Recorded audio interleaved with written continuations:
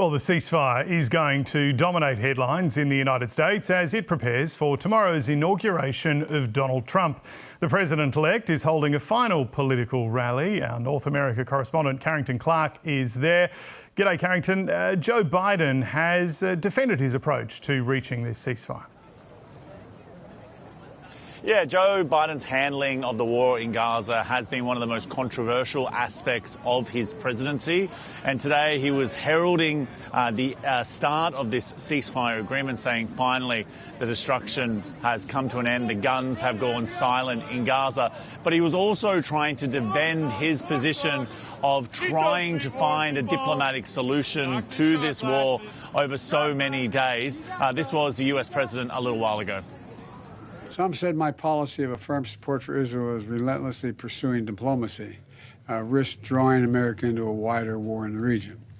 I listened to those voices, many of whom I respected a great deal, but I concluded abandoning the course I was on would not have led us to the ceasefire we're seeing today.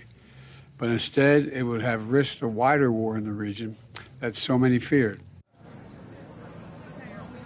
Now, President-elect Donald Trump, who will take over the reins of power tomorrow, has been highly critical of Joe Biden's handling of the war in the Middle East.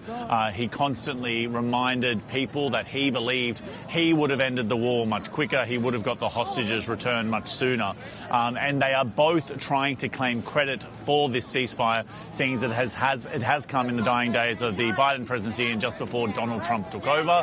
But both Donald Trump and Joe Biden are happy that there has at least been a ceasefire come to at least started at this point. Now, Carrington, we can see there's quite a bit going on behind you. You're, of course, outside Donald Trump's victory rally. What is the president-elect doing today?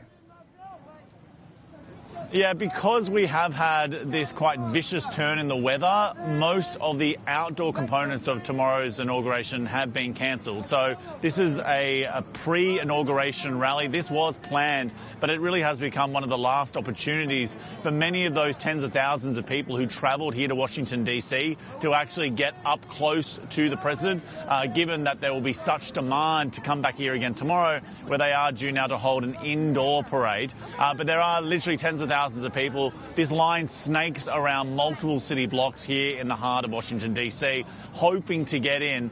Most of them will be disappointed. There's just not the capacity to take this sort of a crowd. But Donald Trump is giving us hints of what he will do in his first acts as president tomorrow.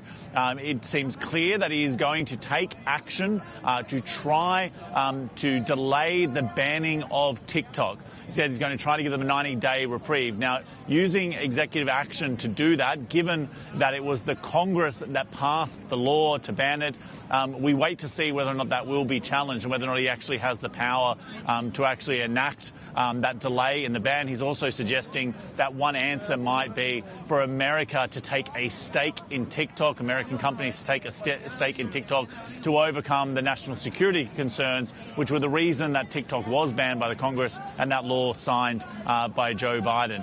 So we wait to see what happens, but TikTok has already leapt on those comments. They are starting the process to re-allow access to that social media platform. But as I said, it remains to be seen whether or not President Donald Trump, as he will be tomorrow after midday, actually does have the power to effectively try to delay a law that was passed by Congress.